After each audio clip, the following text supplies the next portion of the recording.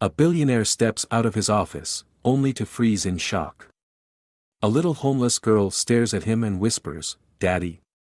His world shatters in an instant. Who is she? And why does she look exactly like him? The rain drizzled lightly over the city, casting a cold, misty haze over the streets of Manhattan. The neon lights reflected on the wet pavement as people hurried by, clutching their coats tighter against the biting wind. Rushing to his waiting car, billionaire Richard Whitmore barely noticed the world around him. His mind was occupied with business deals, board meetings, and the ever-growing empire he had spent decades building. Nothing else mattered. As he stepped off the curb, his sharp eyes caught sight of a small figure sitting on the steps of a closed storefront across the street. A girl, no older than 7 or 8, sat huddled under a thin, tattered blanket. Her hair, long and tangled, clung to her pale face, and her oversized jacket, worn and ripped, barely shielded her from the cold. But what struck him wasn't her condition. It was her eyes. Big, deep brown, and hauntingly familiar. Richard hesitated for a moment, an unfamiliar knot forming in his stomach. Something about her made him uneasy. He took another step toward his car, dismissing the strange sensation. But just as his driver opened the door for him, a small, trembling voice cut through the noise of the city. "Daddy?" Richard's body froze mid-step. His breath hitched, and his heart pounded as if someone had physically struck him. He turned sharply, his gaze locking onto the girl's. She was staring straight at him, eyes wide with something between hope and disbelief. The word hung in the air between them, heavy and impossible. Daddy. He had no children. He had never been married. He had never even entertained the idea of fatherhood. So why was this girl looking at him like she knew him? Like she belonged to him? His throat tightened as he tried to find his voice. What did you say?" he finally managed to utter, his voice barely above a whisper. But before he could take another step, before he could get any closer, the girl suddenly bolted. She leaped to her feet, her small body disappearing into the dark alleys of the city. "Wait!" Richard called after her, his legs moving before he could think. He chased after her, weaving through the crowd, but she was fast, too fast for someone her size. He turned a corner, searching desperately, but she was gone. Vanished into the night like a ghost. Richard stood there, breathless, drenched from the rain, staring into the empty street. His mind raced with questions, but one thought overpowered all the others. Who was she? And why did she call him Daddy? Richard Whitmore sat in his penthouse office, staring out at the glittering skyline of New York City. The city never slept, but for the first time in years, he felt disconnected from the world outside. His mind wasn't on stock prices, hotel expansions, or business mergers. Instead, it was replaying a single moment over and over again, the girl's voice cutting through the noise of the street. Daddy. The word haunted him. He had never heard it directed at him before. He had never been anyone's father, at least as far as he knew. Yet the way she looked at him, the way her face mirrored his own features, it unsettled him. He leaned back in his chair, running a hand down his face. He was a man who thrived on control, on certainty. Every move he made in business was calculated, every risk carefully measured. But this was different. It was chaos, and Richard hated chaos. His assistant, Philip, entered the room, placing a fresh cup of coffee on his desk. "Sir, your next meeting starts in 10 minutes, he said smoothly. Richard barely acknowledged him, still lost in thought. After a moment, he spoke, his voice unusually distant. "Philip, have you ever thought you saw a ghost?" Philip hesitated, clearly caught off guard by the question. "A ghost, sir?" Richard exhaled sharply, shaking his head. "Never mind." He picked up the coffee, but it remained untouched in his hands. Actually, he set the cup down. There was a girl. Last night, outside the building. She looked at me like she knew me. And she called me Daddy. Philip, usually unreadable, allowed his eyebrows to raise slightly. A child called you her father? Richard nodded. Do you know her? No. At least, I don't think so. Philip paused before choosing his next words carefully. Sir, is there any possibility that, well, that she is your daughter? The question hit harder than Richard expected. He wasn't the type of man to engage in reckless behavior, at least, not anymore. But he had lived a different life once. His 20s and early 30s were a blur of ambition and indulgence. Before he built his empire, before he became the man he was today, he had made his fair share of mistakes. Brief relationships, women who had come and gone. Could one of them have had his child? A name surfaced in his mind like a forgotten whisper. Lauren. His heart clenched at the memory. He hadn't thought about her in years. She had been different from the others, smart, fiery, unpredictable. They had spent months together before she disappeared without a word.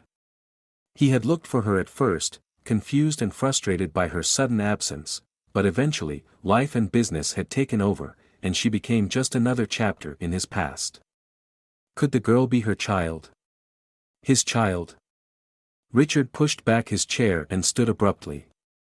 Find out everything you can about her, he ordered. Philip frowned. Sir, who exactly am I looking for? The girl. And her mother. I need to know if she's really mine. Philip nodded without question, already making calls as Richard turned back to the window. The city stretched out before him, vast and indifferent, but for the first time in his life, his focus wasn't on the empire he had built.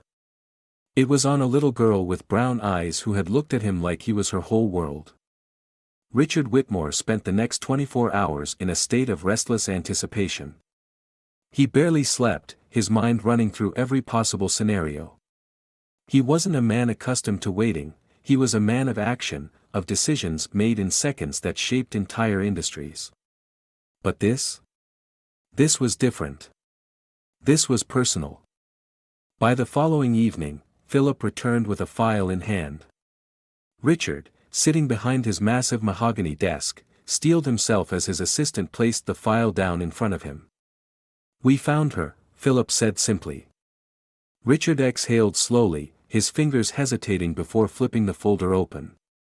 The first thing he saw was a grainy surveillance photo of the girl. She was sitting on the steps of an old, run-down building, clutching her tattered coat around her small frame.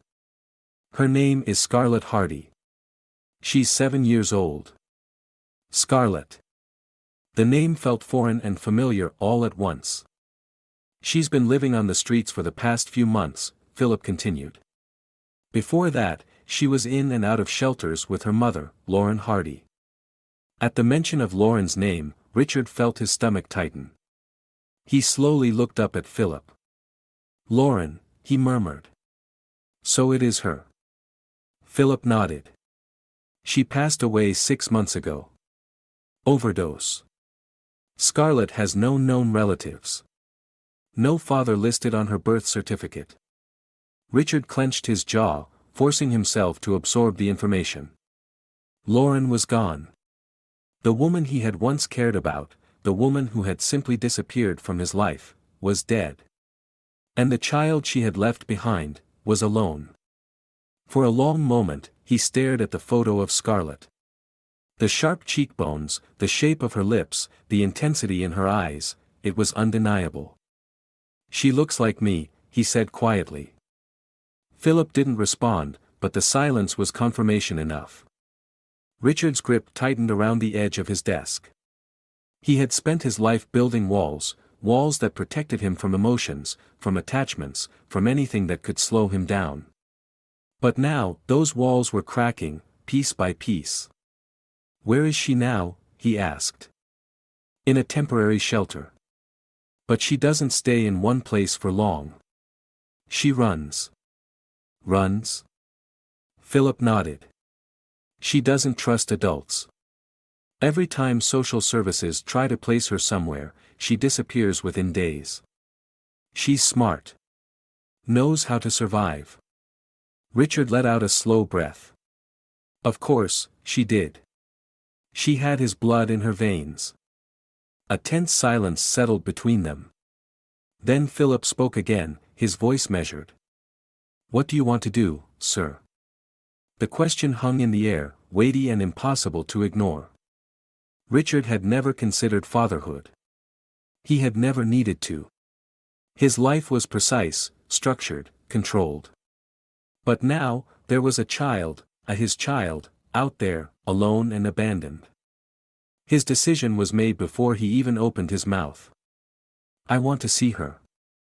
The shelter was a small, unremarkable building tucked away in a forgotten part of the city.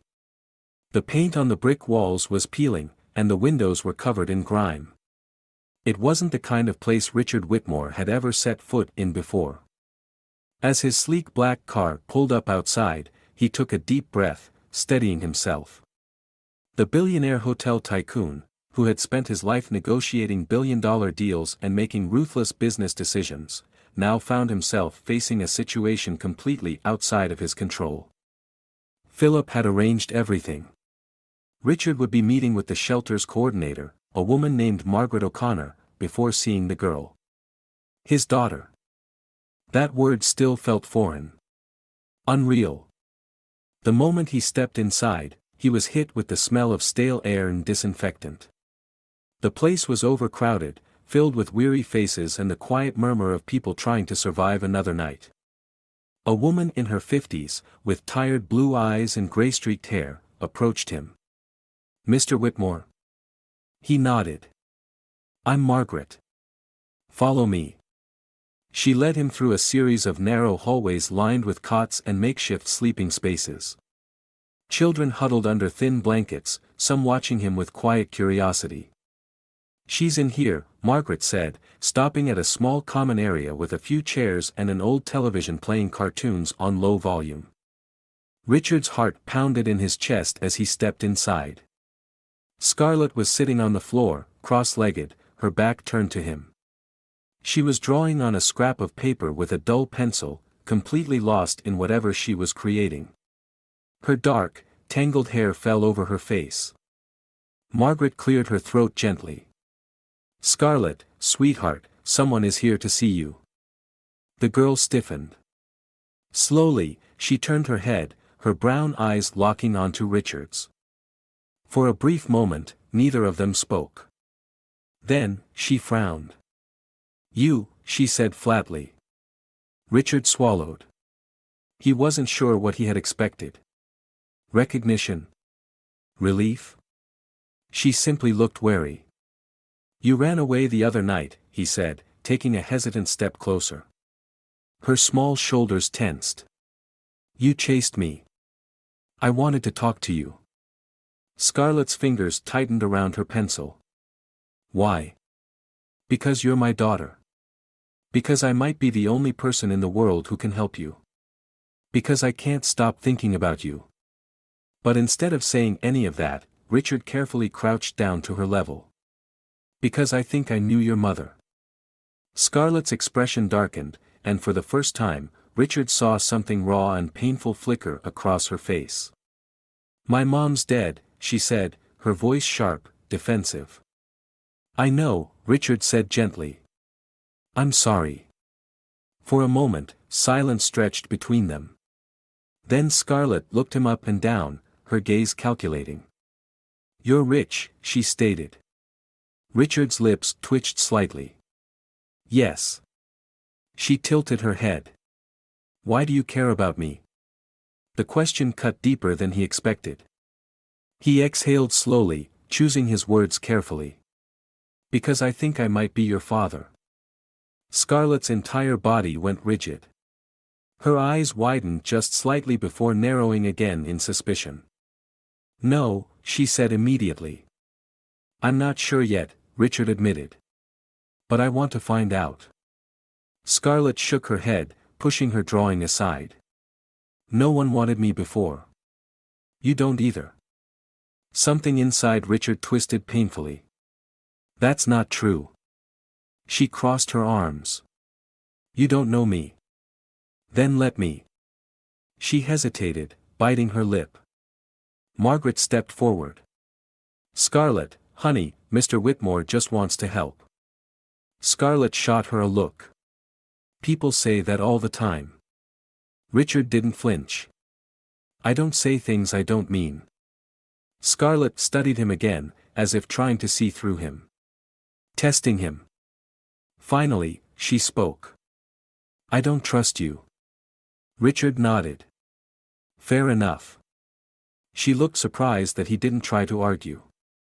But I'm not going anywhere, he added. And whether you believe me or not, you're not alone anymore.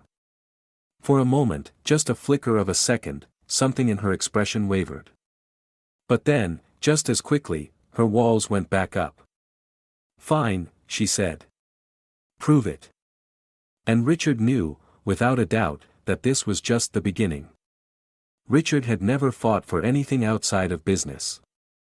Deals, negotiations, corporate takeovers, those were the battles he knew. Those were the wars he won. But this? Convincing a wary, broken 7-year-old girl to trust him. It was a battlefield unlike any other, and one where every misstep could cost him everything. After their first meeting, he left the shelter with more questions than answers. Scarlett didn't trust him. That much was clear. But trust was something that had to be earned, not demanded. So, he did something he never thought he would, he slowed down. Every evening for the next week, he returned to the shelter. He didn't force conversation. He didn't push. He simply showed up. At first, Scarlett ignored him. She would keep drawing, sometimes sketching faces, sometimes strange swirling patterns, as if lost in a world of her own.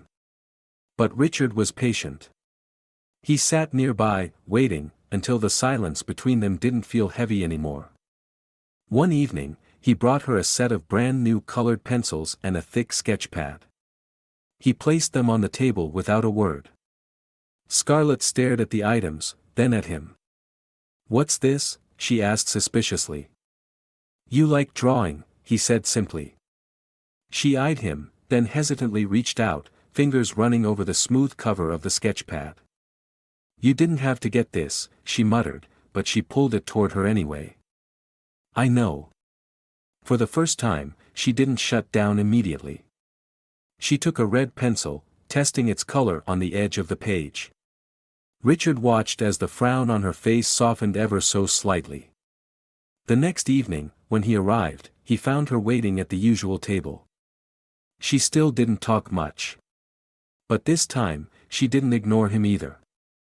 Progress. Then came the next battle, the legal one. Richard knew that taking Scarlett out of the system wouldn't be simple. The social services department didn't care about his name or his wealth. They cared about stability, about proving he was fit to take care of a child, especially one as vulnerable as Scarlett. The first meeting with the caseworker was more brutal than most of his boardroom fights. Mr. Whitmore, with all due respect, the woman, Ms. Lawson, said as she flipped through his file, this isn't a business transaction. You don't just sign some papers and take a child home. I'm aware of that, Richard said evenly. She adjusted her glasses, giving him a skeptical look. You've never had children. You've never been married. You're a billionaire with a demanding lifestyle. Why should we believe that you can provide what this child needs? Richard knew that money alone wouldn't be the answer to this question. So, he answered honestly. Because I want to, he said. Because she's my daughter. Because I can't walk away knowing she's out there alone. Ms. Lawson studied him for a long moment, then sighed. It's not that simple. Even if DNA confirms that you're her biological father, there are legal procedures. Background checks. Parenting evaluations. You'll need to prove that you can give her a stable home. Richard clenched his jaw. He wasn't used to being told no. But for once, he couldn't buy his way out of a situation. He had to earn it. So, he did something he never imagined himself doing. He started parenting classes. He met with child psychologists. He rearranged his schedule to ensure he had time for her. He took every requirement, every obstacle, and treated it like the most important deal of his life. Because it was. Scarlett noticed. One night, as he sat beside her in the shelter, she looked up from her sketchbook and narrowed her eyes at him. "You keep coming back," she said. "I do," he agreed. She tapped her pencil against the table. "Are you gonna stop?" "No." She was quiet for a moment, then asked, "Why?" Richard thought about his answer carefully. "Because I don't give up on things that matter." Scarlett stared at him for a long time, and for the first time, he saw something in her expression other than suspicion. Hope. Faint. Fragile. But real. And Richard knew he would do whatever it took to make sure she never lost it again. The first night Scarlett spent in Richard's penthouse was nothing like he had imagined. He had spent weeks fighting for custody, proving himself to social services, proving himself to Scarlett. And yet, as she stood in the doorway of the grand apartment, her small frame stiff with unease, Richard realized that getting her here had only been the first battle. She didn't say a word as she walked in, her sneakers leaving faint dirt marks on the polished marble floor. Her eyes darted around, scanning the enormous open-concept living space with its floor-to-ceiling windows overlooking the city. The sheer size of it, the luxury of it, seemed to make her more anxious. Richard had prepared a bedroom for her. One of the guest rooms had been completely redone, filled with soft blankets, shelves of books, and everything he thought a child might need. But as soon as he led her to the room, she froze in the doorway. "It's yours," he said gently, watching for her reaction. Scarlett didn't move. Her fingers gripped the strap of the worn-out backpack she carried, her knuckles white. "Too big," she muttered after a moment. Richard frowned. "What do you mean?" She finally looked up at him, her expression unreadable. I don't need all this." Richard hesitated. He had never considered that luxury, the thing he had built his entire life around, might make her uncomfortable. But now that he thought about it, of course it did. She had spent most of her life in shelters and on the streets. She was used to cramped spaces, to sharing, to survival. She wasn't used to comfort. "You don't have to stay in here if you don't want to," he finally said. "You can sleep wherever you feel safe." She nodded slowly but didn't step into the room. Instead, she turned around and walked back toward the main living area. Richard followed, watching as she hesitated near the couch before setting her backpack down on the floor beside it. Then, to his surprise, she curled up right there, pulling her jacket tighter around herself. Richard felt something tighten in his chest. "You don't have to sleep on the couch," he said carefully. "You have a bed now." Scarlett's small shoulders lifted in a shrug. "I don't mind." But Richard minded. He didn't push her, though. Instead, he simply nodded. "Okay." Later that night, when he passed through the living room, he saw that she was still awake, curled into herself, her eyes half open as if she was afraid to fully fall asleep. She didn't trust this place yet. Didn't trust him yet. And Richard realized that, despite all the legal paperwork, despite the victories in court, Scarlett still didn't feel like she belonged here. She still didn't believe this was real. So, he did something he had never done before. He grabbed a blanket from the hallway closet and draped it over her carefully, making sure not to wake her. Then he sat down in the chair across from the couch, close enough that she wouldn't feel alone but far enough to give her space. And he stayed there. For hours, he sat in the quiet, listening to the faint sound of her breathing, watching the way she flinched in her sleep, as if expecting someone to wake her and tell her to leave. She had spent her life being unwanted.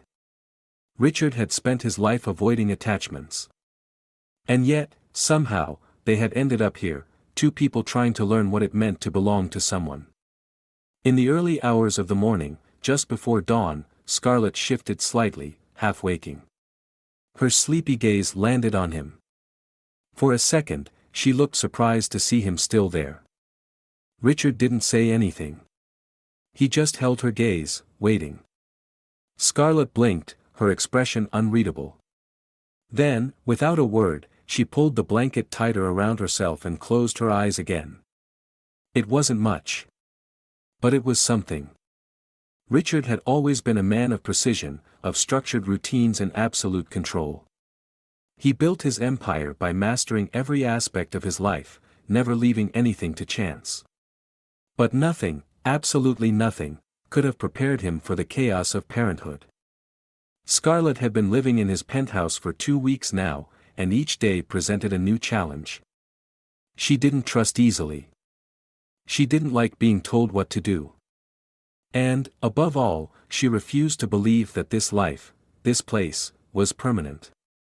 Richard noticed the way she still kept her backpack packed at all times, tucked beside the couch, as if ready to leave at a moment's notice.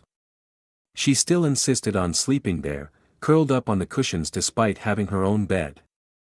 She ate quickly, almost too quickly, and he suspected it was a habit from living on the streets, where food was never guaranteed.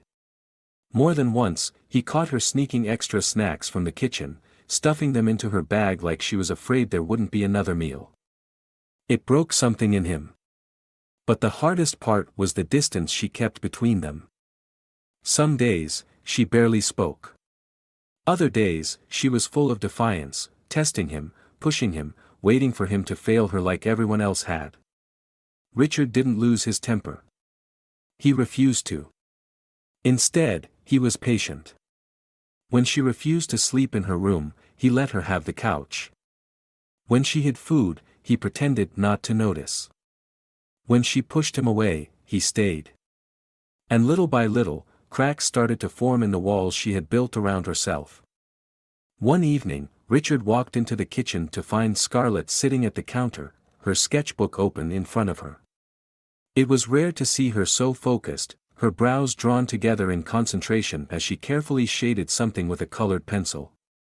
He stepped closer, glancing at the page. It was a drawing of the city skyline, his skyline, the one visible from the penthouse windows. But in the corner of the page, small but deliberate, she had drawn 2 figures. One was clearly herself, her tiny frame standing on the edge of the balcony. And beside her, was him. Richard felt something tighten in his chest. "You're good at that," he said quietly. Scarlett tensed, snapping the sketchbook shut. "It's nothing." He hesitated, then nodded. "All right." She seemed surprised that he didn't press her about it. Later that night, as he passed by the couch, he noticed something new. Her backpack, always zipped, always packed, was open. Unpacked. It was a small thing. But it was the first sign that maybe, just maybe, she was starting to believe she had a place here. That she wasn't just waiting to leave. That she was beginning to think of this as home. The first time Scarlett called him Dad, it wasn't dramatic. It wasn't emotional. It wasn't even intentional. It happened on an ordinary afternoon, a month after she had moved in. Richard had taken a rare day off from work, something that would have been unthinkable before Scarlett entered his life. They had spent the morning together, something that was slowly becoming a routine. At first, Scarlett resisted any structure, wary of schedules, wary of anything that made her feel trapped. But Richard had learned not to push too hard. Instead, he let things happen naturally. That day, they had walked through Central Park. She had been fascinated by the street performers, especially the artists who painted portraits on the sidewalks. She watched them carefully, studying their technique, her fingers twitching as if itching for a pencil. Richard had noticed. When they returned home, he handed her a surprise, an expensive set of sketching pencils and a high-quality sketchbook. Scarlett had blinked at it, then at him. "Why?" "You like to draw," Richard said simply. She had hesitated, then quietly taken the gift. She didn't thank him, not in words, but later that night, when she was curled up on the couch, Richard saw her using the new pencils. That was enough for him. The real moment came later, when she had been searching for something in the kitchen. "Hey, Dad, where's the..." She froze. Richard froze. The word hung in the air between them, heavy and unexpected. Scarlett's eyes went wide, her body stiff with realization. It was clear she hadn't meant to say it. For a second, she looked like she wanted to take it back, like she was about to run from it. Richard saw the panic in her expression, the fear that she had crossed a line, that she had allowed herself to care too much. So, he made the decision for her. Without missing a beat, he leaned against the counter, as casual as ever. "What are you looking for?" Scarlett blinked. "What?"